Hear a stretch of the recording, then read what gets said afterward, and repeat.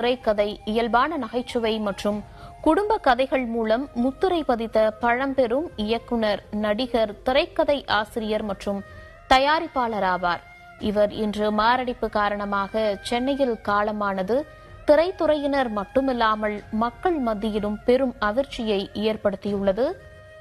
இயக்குனர் இமயம் பாரதிராஜாவிடம் உதவி இயக்குனராகவும் கதாசிரியராகவும் தனது சினிமா வாழ்க்கையை தொடங்கினார் கே. பாக்யராஜ். இயக்குனர் இமயம் பாரதிராஜா காலமாகி 17 நாட்களில் பாக்யராஜ் உயிரிழந்துள்ளது பெரும் அதிர்ச்சியை ஏற்படுத்தியுள்ளது. 1979ஆம் ஆண்டு வெளியான சுவரில்லாத சித்திரங்கள் திரைப்படத்தின் மூலம் இயக்குனராக அறிமுகமானார் பாக்யராஜ்.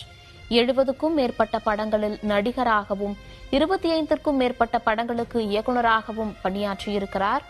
நடுத்தர வர்க்கம் மற்றும் கிராமத்து எளிய மனிதர்களின்